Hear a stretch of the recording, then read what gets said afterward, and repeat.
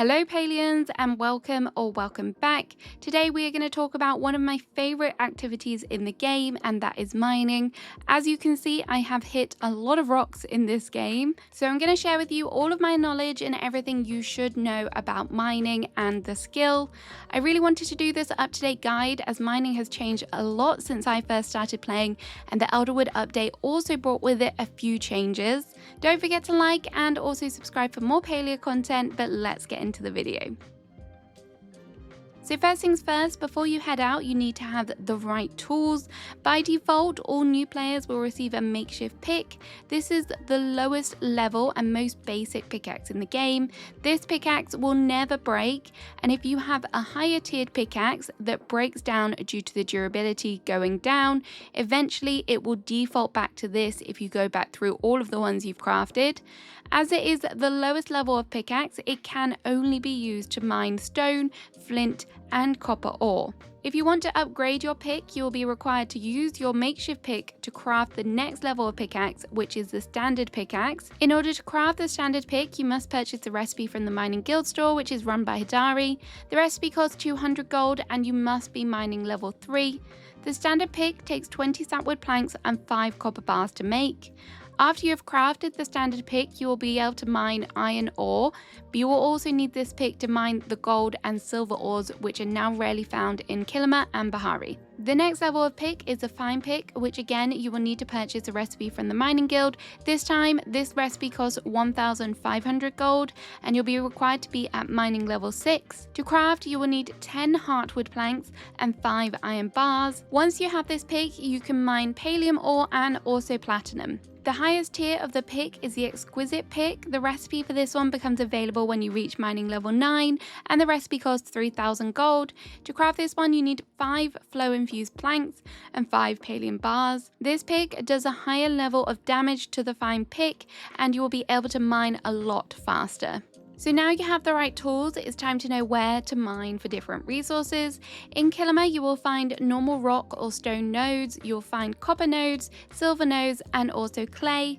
Silver nodes are a new addition since the Elderwood update, and previously there was only a chance of them dropping from stone or the copper ores whilst you were mining them. I do have a few favourite areas to mine, and these are kind of circled on the map. I do follow a little bit of a route, as when I come out of the plot gate, I then go right. Sometimes you'll find ores at the bottom of the cliffs near the plot entrance as well, but from there I will continue to turn right, and once I've cleared out the area, I will head towards the left of the map, focusing on the Fisherman's Lagoon and the Remembrance areas.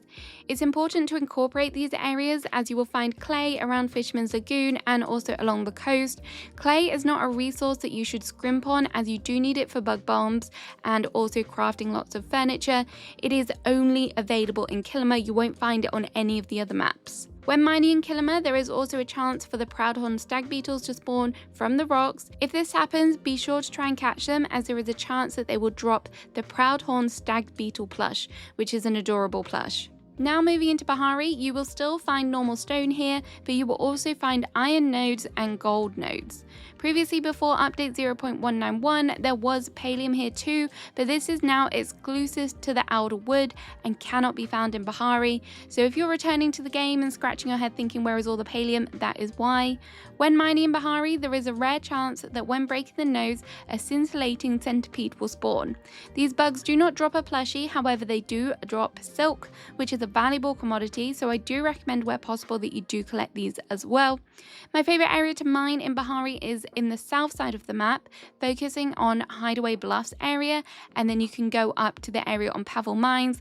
I don't tend to cross into the north area if I am just trying to mine, as I do find that the spawns do kind of replenish quick enough that I can do a loop and then stuff will have already started to regrow. You will also find spawns in the north, of course. I just feel like the spawns on the south side are more concentrated, and there is a less of a requirement to climb up and down cliffs to find them, making it feel that little bit quicker.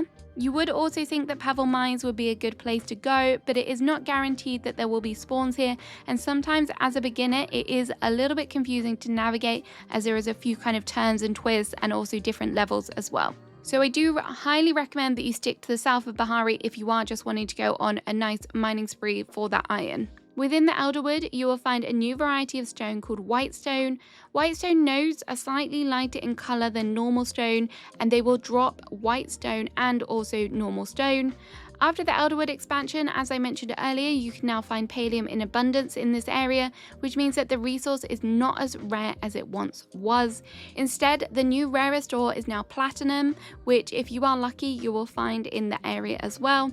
The appearance of the nodes almost have a grey beige colour running through the stone, and they are actually quite pretty.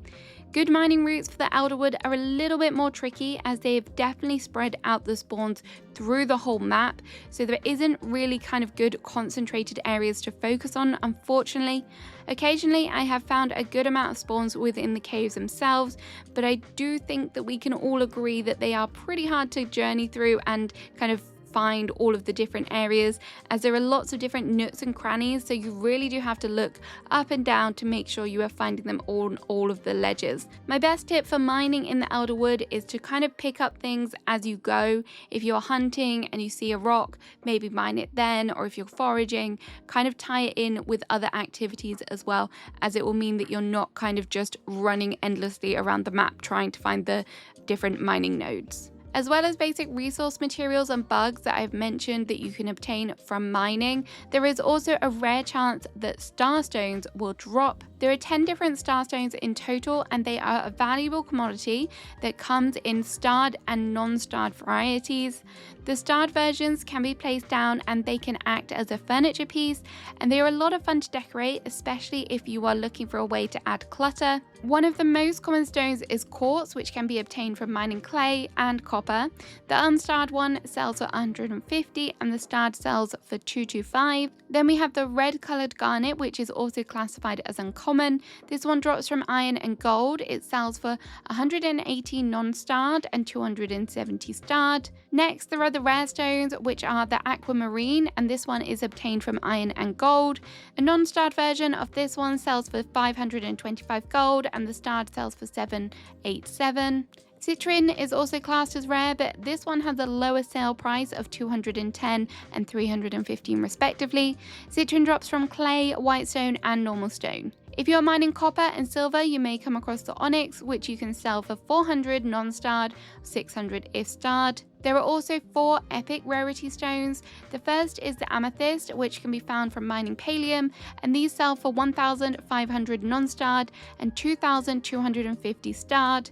Then there is emerald, which you will find from mining copper and silver. The sale price for this is 650 or 975 gold. Jasper is also obtained from mining stone and whitestone, and these go for 550 gold or 825. And the final epic one is the sapphire, which drops from iron and gold. This one sells for 850 non-starred and 1,275 starred. The last category of stones is the legendary, and thankfully there is only one stone here, and it is notoriously hard to come by. This is the ruby. The ruby comes from Palium, and non-starred it sells for 3,500, and starred it sells for a whopping 5,250 gold. You might be thinking, what about platinum nodes? What do they drop? I don't yet have full confirmation of this, as I haven't been lucky enough to get a starstone from a platinum node despite my mining. However, I do believe that they will drop the same starstones as the Palium nodes, so that means there will be a chance to drop amethyst and also ruby. Whilst I was actually working on this video, one of my community members managed to get a ruby from a platinum node. So here we are. This is now confirmation that we do get those specific stones from the platinum. Some of the NPCs do like starstones, and you may want to keep some of them for gifting if you are looking to increase your friendship levels with them. With the introduction of the Elderwood, you can now also buy starstone bags with essence from Sabura's shop. It is worth noting that these will drop random starstones, and you will have to complete some of the main story quest lines to progress. As with every skill, there is also the mining guild store, and to access the store you'll have to speak to Hadari once you've hit the relevant skill level. The store is where you can buy key recipes for mining related activities and also some special furniture as well. Here you will find the basic smelter recipe and also the higher level heavy smelter recipe. These are important for refining raw materials. If you want to start smelting, you will also have to buy the different bar recipes that are available for gold in the mining store. You will need to be a relevant skill level to purchase each of the different items. A repair station is also a useful recipe to buy here, and once you've crafted it, you can place it down on your plot and then you'll be able to repair your tools with repair kits. This saves you having to travel to one of those central stable locations or Sifu's blacksmith in Kilima. One of the most important things for sale is the ore compass recipe. The recipe is for sale for 2,500 gold, or you can buy one pre-crafted for 50 guild medals. If you're struggling to locate nodes, then you can activate the ore compass, and for 15 minutes it will allow you to track rare mining nodes. When active, you will receive a little pickaxe icon across the top of your compass, and it will tell you how far away there is. There is also a little arrow to kind of help you decide whether it's above you or below you. It will guide you in the location of large iron, copper and palladium nodes. It will also show you gold, silver and platinum nodes of all sizes. Previously, stone was not included in this, but following the Elderwood update, they have also added large stone to the ore compass, so that means that you will see a lot more items on the compass now. This is personally not a change that I like, and I know a few people have complained about it also, so I do hope that they revert this change in the future and just go back to the actual kind of ores instead of just stone. Either way, these are a great way to grab mining resources if you want to stock up. I really find them useful, and I do try and kind of carry them around with me a lot of the time. As with every guild store, you will also find special furniture pieces here, and there is a wallpaper item as well. There is a miner's plaque, which is a wall item for 140 medals, the furnace parts wallpaper, which costs you 225 medals, the miner's anvil, which is 560 medals, and this is a lovely fancy pedestal with a rock on top. Finally, there is also the huge miner's curio case, which is a lovely glass cabinet, and it's filled with rocks. Definitely a geologist's dream. So there is everything you need to know about the guild store. Remember that you can only have a max of 2,000 of each guild medal at a time, so be sure to spend those, otherwise you will just miss out on them. There are also specific mining accomplishments which you will find under the accomplishment tab. There are weekly accomplishments that reset every Monday, and these will award you with guild store medals. You can also get the medals by leveling up, but doing your weeklies do add up because they give you significantly more. The different weeklies are the Pickaxe Pro, which is received when you mine 20 nodes, Gold Rush, which requires you to mine 10 rare nodes, and the Party Prospector, which to complete you must mine 5 nodes with other players. There are a few permanent accomplishments which will award you with renown, and you will also receive 30 renown for finding all of the different types of starstones. But once you have smelted all of the different ores, you will also receive this Palladium ore display furniture piece, which is pretty cool. Although the Elderwood did bring with it new ores, there isn't actually any new accomplishments tied to this area for mining. Also, I quickly want to talk about mining etiquette and some general miscellaneous tips. Way back when I first started playing Palia, when a mining node was broken, only the person who cleared the rock or got a hit on it received the loot. Now when a mining node is hit by a player, it will remain in place for 3 minutes. However, it will begin to glow so that other players know that there is a limited time to collect it. As a rock gets closer to despawning, the glowing will intensify. This of course means that you do not need to wait for everyone to get a hit on the rock. However, it is a nice thing to do that if you find a rare rock, that you flare it or call out the map grid in the chat so that people are able to find it. With the current changes, I think the best ones to call out are probably the platinum, gold and silver. As Palladium is now quite common, there's not really as much of a requirement to shout that one out now.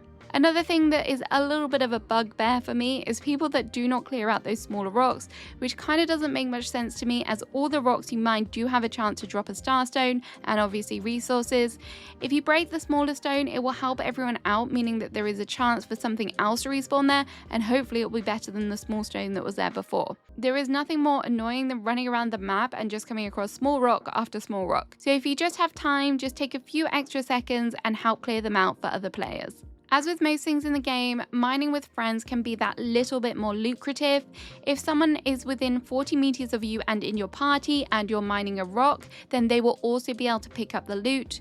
They can also help you break rocks, saving you time and also damage to your pick. If you're in a party, you also have a chance to get double loot, which does also apply to Starstones as well. Can you imagine getting double rubies? That would be amazing. There is of course no requirement to mine together, it just has some nice little perks.